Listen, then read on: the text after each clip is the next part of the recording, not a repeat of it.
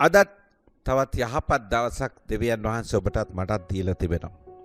මේ දවසේ උදෑසනම හිතෝපදේශ පොතේ 19 වෙනි පරිච්ඡේදයේ 7 වෙනි පදයේ වෙතට අපි අපේ අවධානය යොමු කරමු. දිලිඳාගේ සියලු සොහොයුරෝ ඔහු අප්‍රිය කරති.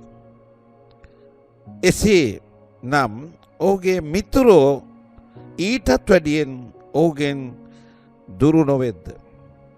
ඔහු ඔවුන්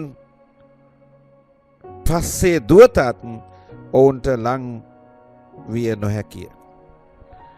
මේ ගැන නව පරිවර්තනය එසේ කියද්දී පැරණි අනුවාදයේ මෙසේ කියනවා. දිලිඳාගේ සියලු සහෝදරයෝ ඔහුට වෛර වෙති.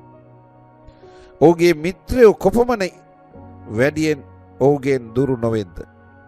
ඔහු ඔවුන්ගේ කීම් පස්සේ දුවයි, එහෙත් ඔවුන් නැත.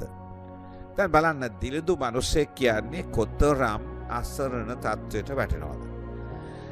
දිලිඳෙක් වුණත් සහෝදරකම නිසා සහෝදරයෝ සලකයි කියලා දිලිඳා හිතන්න පුළුවන්. නමුත් ස්වාමීන් වහන්සේගේ වචන කියනවා දිලිඳු නිසා සියලු සහෝදරයෝ ඔහුට අප්‍රිය කරනවා කියලා කියනවා.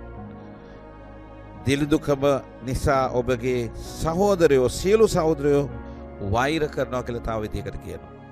බලන්න කොතරම් අසරණකමද ඔබ පවුලක ඉපදිලත් ඒ පවුලේ ඔබ දිලිඳුම පුජ්‍යලයා ලෙස දිලිඳුකමට ඔබ ඇද වැටලා තියෙනවා නම් ඔබගේ අනිත් සහෝදරයෝ ඔබට සහාය දෙයි කියලා හිතනවාද?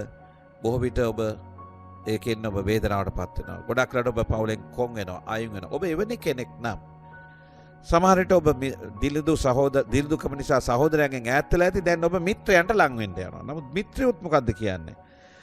සහෝදරයෝ මෙහෙම කරනවා නම් ඔහුගේ මිත්‍රයෝ ඊටත් වැඩියෙන් ඔහුගෙන් දුරු නොවේද? සහෝදරයෝ ලං නොවි ඈත් වෙනවා නම් මිත්‍රයෝ ඔබගෙන් කොච්චර ඈත් වෙයිද? ඔබ ඔවුන් පසුපස්සේ උදව් උපකාර ඉල්ලන කොච්චර දිව්වත් කවදාවත් ඔබට ඔවුන් වෙත ලං වෙන්න බෑ. දෙවනස්සේගේ වචනේ කියනවා උන්වහන්සේ වෙතට ලං වෙන්න. උන්වහන්සේ ඔබට සලකනවා. කවුරු ඔබව දිලිඳු නිසා අත්හැරියත් සිතින් දිලිඳා විතරක් නෙවෙයි, දෑතින් පෝසත්කම නැති කෙනෙක් වුණත් ස්වාමීන් වහන්සේ පසුපස එනවා නම් ස්වාමීන් වහන්සේ ඔබට ආශිර්වාද කරනවා ඇති. ඒක අද විශ්වාස කරලා ජය ගන්න. ඔබට ජයග්‍රහී දවසක් වේවා. යේසුස් වහන්සේ ඔබට ආශිර්වාද කරන සේක්වා කියලා අපි ආශා කරනවා. ජේසු පීටයි.